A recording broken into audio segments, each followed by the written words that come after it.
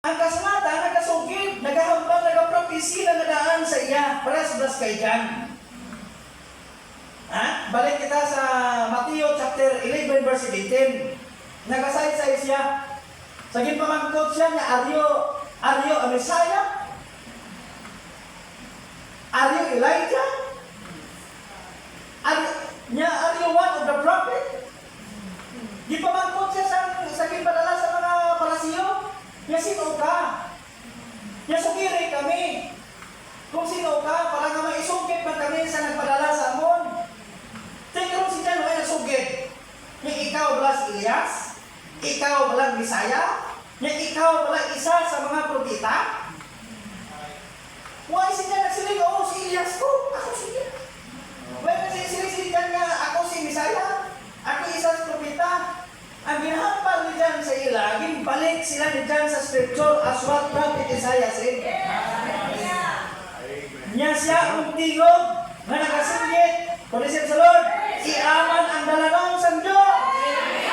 Amen. Ginbalik niya ang pamangkot sa nagpadala sa ila. Ginbalik ni John mga kautran sa prophecy na hanungon sa iya na ginsaysay ni prophet Isaiah. Nang isa na mag-aabot, na mag-aaman sa dalanon sang Diyos, nga tanan nga tanan nga bugod, tanan nga nataasan, tapanon niya. Yang ang tanan nga lupaan, tapanon niya. Nya ako ang tingog nga nagsikip ikan sa kamingawan.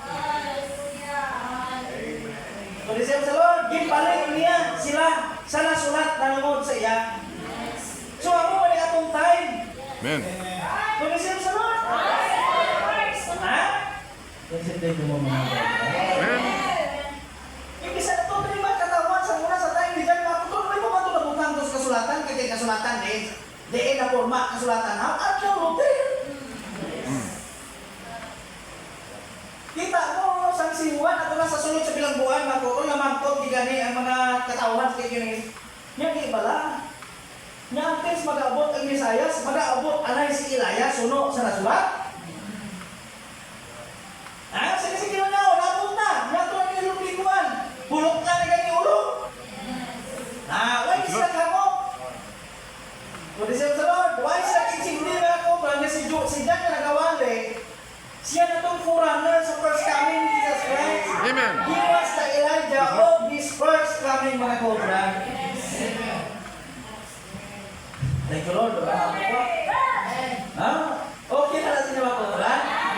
So ako maring Elijah, sila yung second coming. Bisan ko ganyan nga, laluay na sulat sa kasulatan, pero ang kasulatan nag-anaw. Before the dreadful day of the Lord, I will send you Elijah the prophet. That is, praise the Lord, and has a specific mission. Anong yung specific mission? Ang to turn the heart of their children back to their fathers. Mission niya ang kagipuson sa mga bata, balik sa ilang mga ginikanan. Sino ang kabataan kita? Di ibalik. Ibalik ang atong pagtuo, balik sa pulong.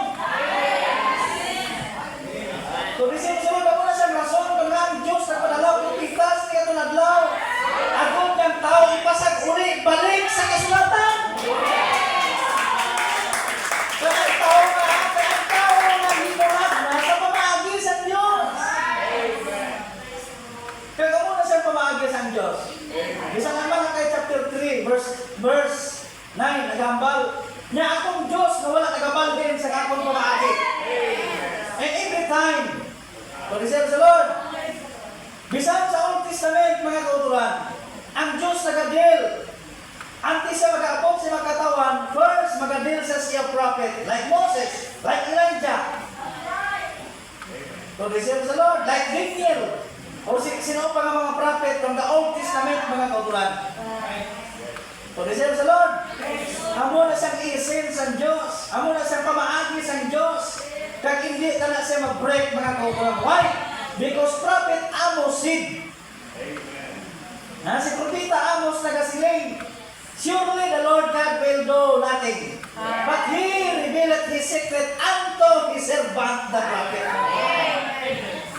Why siya nagsiling, he revealed his secret unto his servant, the pastors.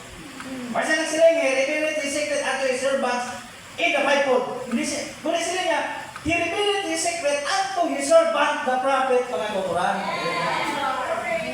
Muna, in every time, to receive sa Lord, ang Diyos, magabisita siya katauhan, una, mag-aagi siya paagi sa probita, mga kauturan. Okay na? Okay. Gasa-isa ini siya palabuton, ha? I will send you Elijah the prophet. Galing kay ini Elijah the prophet, nag-abot mga kautulan, bisan siya mismo ay sa kakilala sa kagalingon. Nyambot kung sino na siya. But I believe, ngaari na siya. Hallelujah. Kung iba na tao, mga kautulan, kung sabi niya mga kautulan, ang pagdil sa Diyos sa tao, biri ko na siya, biri contrast balas kinahimo sa kalibutan. Kaya nga ako ang kalibutan ng tao may abilidad, gahabog ng lubhan niya. Ako pa, si Ribiri. Diba? Grabe niya sa 4 years theology.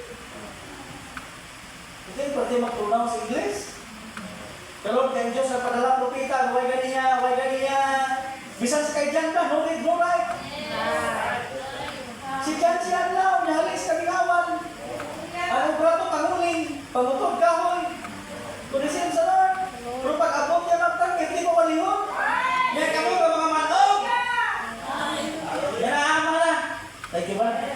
Yan na handa ng wasay para iutod sa inyo. Huwag ka pamunga. Kulisin sa Lord. Kaya nga mag-amo na siya. Kaya nitsyo na nadaan dito po na itong daan. Kasi nga magsiling sa inyo na makalikaw kamo sa paghukom sa Diyos. Praise the Lord. He prays like a thunder. Kulisin sa Lord, ha? He breaks like a thunder, mga kautulan. No read, no write. Kung suburban na pa, do hindi gali ka pamarbas. Laka pa kapaligo. Kag laka pa giilis bayo. Pero sa likod, sa likod, santo, mga kautulan, ang Diyos nagadel siya. Amen. Niya pero may labaw pa sa mga sunod. Sa akon. Nasanin ako, di magkasalan sa paghubad sa isang siya sa dalyas. Nagkagsya mo magabautiso sa inyo sa klayo. Praise the Lord. Woo! Ha? Amen. Niya. Thank you, Lord. Natong pasalamat sa inyong mensahe ta. Amen. Pasalamat sa inyong mensahe sa Diyos, no? Hindi padala nang isa kita kang mulambit sa isa ka pagpagamayo sa Diyos na kubra.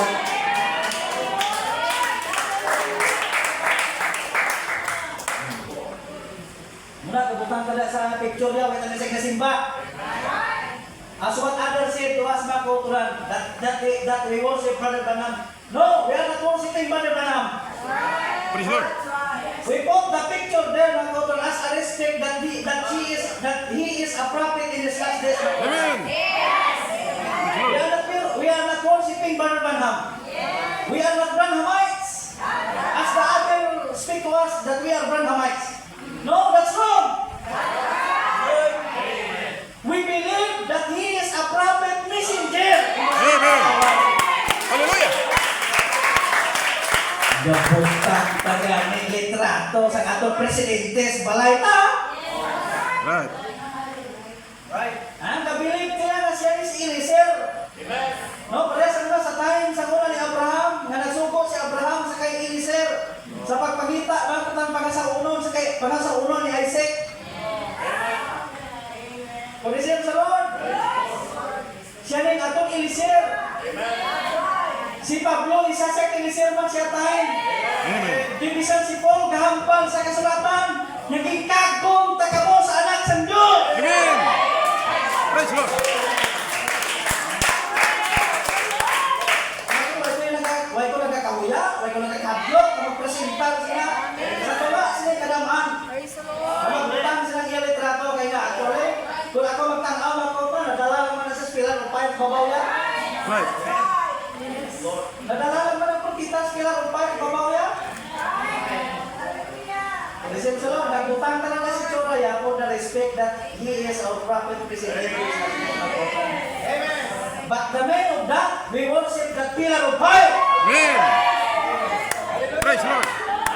Hallelujah. Why? Because we believe, mga kauturan, Amen. the pillar of fire, that was, praise the Lord, that was in Israel, mga kauturan. He is in our midst. Amen. In the form of the Holy Ghost, mga kauturan. Nabilit kaya atong pillar of fire, atos kay Moses siya tayo, mga kauturan. Nga nagalit sa children of Israel, mga kauturan, sa ilang panakaton from Egypt to Exodus. Praise the Lord, nga nagapamatuod sa ilang kung paanong Diyos sila daw, mga kauturan. We still believe that He is in our midst. Amen. He is walking. Praise the Lord, in the midst of His church, mga kauturan. The pillar of fire is walking in the midst of His church. Amen. Believe. Why? Because we believe that the prophet said, below church ages, ginadayan-dayanan sang Diyos pagkakita. Kung ikaw church ang Diyos na nga adlaw, ang Diyos ara sa imo. Amen. Isa ka, Thank you, Lord. kilapuyan sang Diyos na nga katapusan ng adlaw. Amen. Hallelujah! Di ka pilit ka mo? Amen. Di ka pilit mo sila. Thank you, Lord. Iba na uya. Ito, itong uya. Bahala. Hindi ka mo, hindi man eh. Right. Nga pagkilala, pili tayo how? Oh, press na balik karon, abay karon. Ano yung mo magkaon, amo na tela piliton lagi ka. Nya brad, dali dali. Kan abay ka. Ya ikaw lagi. Class, pili tayo ni how? Pili tayo. Right. Bisa sa tag sa mga churches sa intay message. Wala pili tayo. That is your sovereignty. That is the sovereignty of every local church, mga kauturan. Pero ako niya hambal, mga kauturan, we must put our sovereignty in every local church to the word of God. Amen. Ikaw rin lumagmasagad.